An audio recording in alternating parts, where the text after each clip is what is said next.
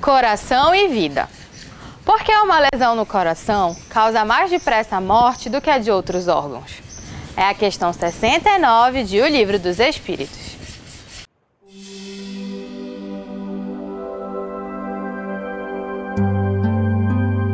Espiritualidade em gotas. O coração é uma máquina de vida. Não é, porém, o único órgão cuja lesão ocasiona a morte.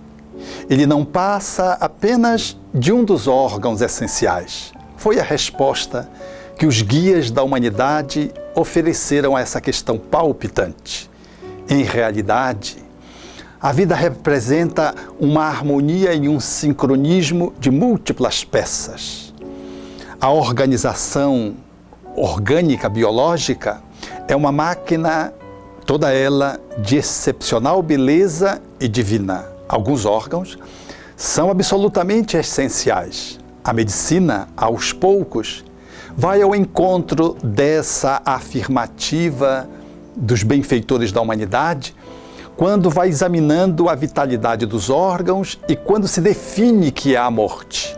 A princípio, admitia-se que o pulmão era efetivamente quem gerava vida ou morte.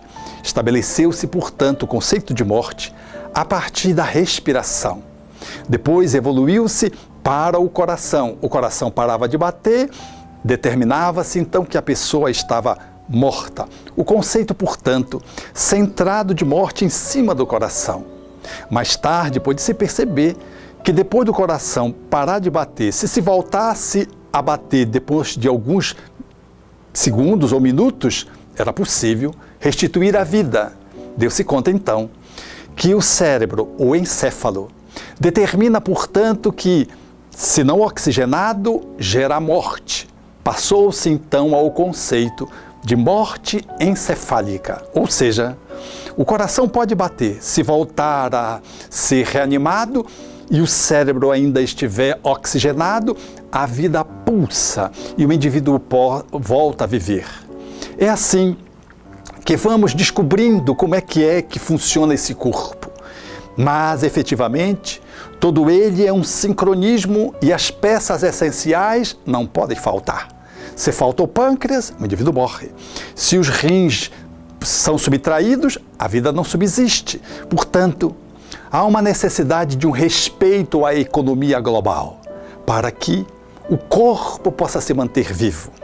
É natural compreender, no entanto, que esse conceito de morte está centrado no aspecto biológico, posto que a vida transcende o corpo. Ela inclui o corpo, mas o ultrapassa na sua transcendência, porque a vida, efetivamente, ela é atributo da alma, que se expressa por essa maquinária física.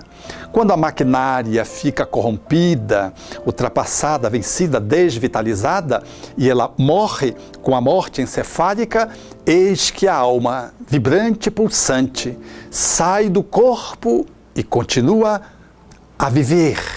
Porque a vida é patrimônio eternal e não terrenal. Assim sendo, respeitemos a máquina como expressão da nossa manifestação de inteligência, de emocionalidade, que vem da alma, que é a detentora da vida imortal, para que possamos nos valer desse corpo pelo maior tempo possível, a fim de dar oportunidade a que possamos aprender, crescer e evoluir multimilenariamente. Valorize o seu corpo, mas não esqueça de que ele é um instrumento abençoado que tem tempo de validade. Quando acaba o seu tempo, a alma persiste, porque veio antes do corpo, durante o corpo e após o corpo. A vida da alma se sobrepõe à vida corporal.